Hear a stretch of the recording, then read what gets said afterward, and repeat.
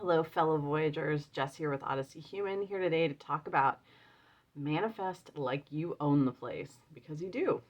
Welcome to the channel. This is Odyssey Human, where we explore the outer reaches of human consciousness and experience so that you can be a master manifester, get what you want, and love your experience. Welcome. If that sounds good to you, please subscribe. We'd love to have you. I am still on location in Pennsylvania today. And today is just kind of a reminder, a pep talk about you own the place. So manifest like you do. Your thoughts, your feelings, your beliefs, your emotions, what is true for you, your attention, all of that, all of that stuff is a filter over reality, over your sensory data, right? And all of that internal stuff, your internal world, what's going on in there, that's how you filter that sensory data. And so you're going to pick and choose, your brain is going to pick and choose pieces of that sensory data to then support what you're thinking, feeling, emoting. Be like, oh, this is the proof. The proof is right here. When actually it's just a stream of data, right? And you're cherry picking a few pieces out and proving to yourself, oh yes, this is true out there, out there, out there. There is no out there. So my question to you is, what is the quality of that filter, right? I talk about it being a filter on that, and the actual percentages from the book, How Emotions Are Made by Lisa Feldman Barrett. I'll put the title below in the description box. The actual cognitive load of your predictive capacity, so thoughts, feelings, emotions, your attention, your truths, your beliefs, your emotions, is 90% of your conscious experience. 10% is sensory data. And so those are the actual scientific proportions measured. So our brain, our mental space is that predictive. She calls it prediction in the book. All of that, the thoughts, the feelings, the emotions, that kind of intangible aspect of your consciousness it's 90% of who you are. And that is the bulk of your creative capacity. When people say you create your reality, to a small degree, yes, it's what you're seeing in that 10% of sensory 3D. But it's the 90%. It's what are you doing with your thoughts, your feelings, your emotions, your beliefs, your truths, your attention, your focus. That part, that is the creative part. That is you can use your imagination. You can just decide. You can, there's so many ways to take power and control of that 90%. You do thought management. You decide what you want to believe, And so what's the quality of your 90% versus the 10? Now, before I started manifesting, I felt like the proportions were backwards, right? Reality felt like 90% of, what was happening to me. But in actuality, it's the opposite.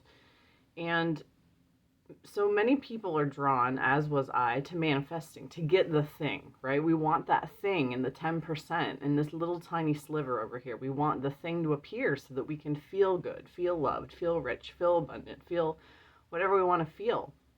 We're using 10% to influence the 90. And when we do that, we are essentially creating a power imbalance, right? We're giving all of that power to that 10%. When the 90%, the 90% is the filter. It's the predictive capacity. It's predicting. There's kind of this active filtering it does of the 10%. And it keeps us we get kind of enslaved to this thing showing up, right? We're drawn to manifesting. We watch some videos. We're like, wow, this is totally, it almost feels crazy at first when you hear the things that you have to do to get what you want. That's how I felt. And what's amazing about it is you know, that wanting is what keeps you, that focus and wanting on that 10%, on it to show up, that teeny tiny little portion in the 10%, keeps us distracted from managing the 90%, you know? And so if you've been practicing manifesting for a while, if you're new to it, welcome. Welcome, glad you're here. But if you've been practicing for a while, which I anticipate you have, you're going to know that you'll be better at it when those percentages start to feel more realistic. When you start to feel like you are in control of the 90%. And this is when I say manifest like you own the place, because you do. You are consciously able to choose 90%. And the better and better you get at managing that 90%, the 10% is going to follow along.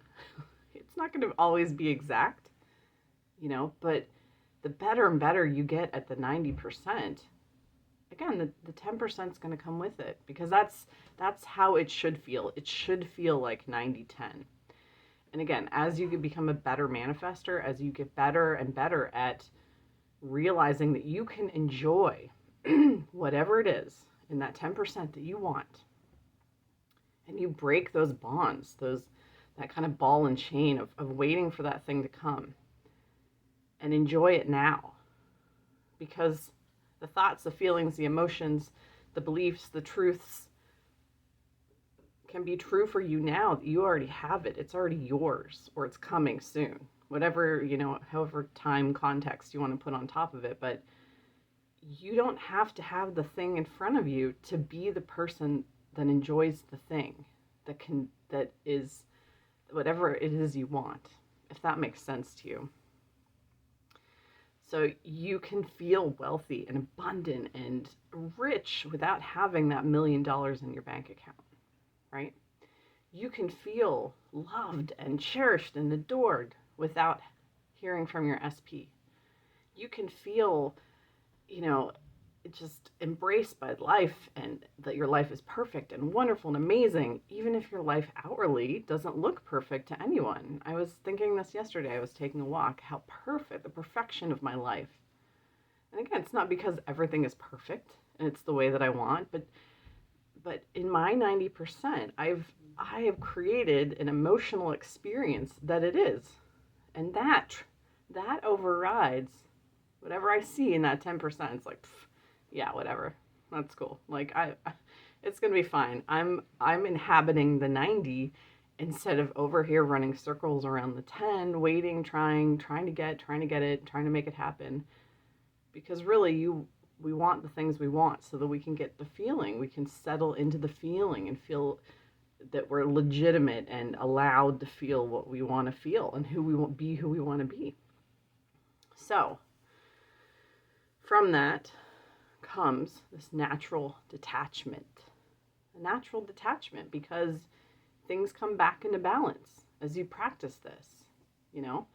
You start to detach from the 10%. That those bonds are broken, that kind of slavery and being so like wrapped up in the 10% and what's happening and the focus and the fixation, those bonds loosen and they break as you continue on your manifesting journey. What happens is you essentially emotional mastery, and that's what I've been talking about since I started this channel, because that's the path I realized. So you start to feel unstoppable. You start to feel free. You start to feel enlightened. That's what enlightenment is cocooning. Not cocooning, like you can still be with the 10%. You can stand in that 10% and say, yeah, I don't see evidence of that my thing is coming, but I believe it's there. I believe it's there. I feel it. I feel the energy of it. I feel that it's, it makes sense to me that it's coming. It's logical that it's coming. I know that I know that all of this really is me. Even the sensory data, it's coming through my own senses. It's me. And so you get very unconditional. I mean, that's the essence of unconditional love, right? Is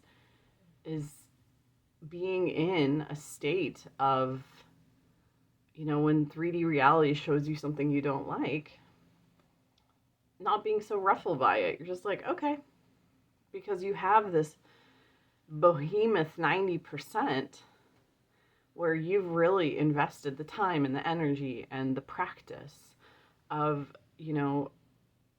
the inner authority of managing and finding peace and, arriving in a place where you are mentally and emotionally whole because you've created it for yourself outside of what's happening with that 10.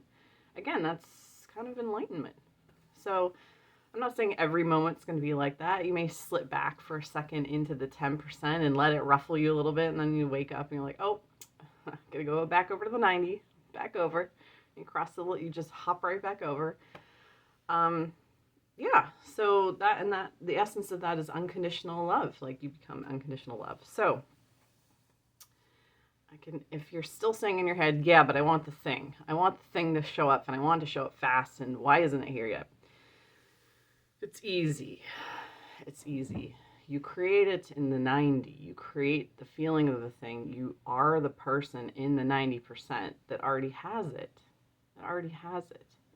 You put your focus there on the 90, not the 10. And then eventually the 10 will follow along obediently, because the 90, the predictive capacity is the filter for the sensory data. And so if your 90% is dialed in to what you want, and 100, that conviction of like, this is how we play in the 90% world. Like, I am married. I am a millionaire. I have tons of friends. My business is taking off. Whatever it is, you use the power of those percentages.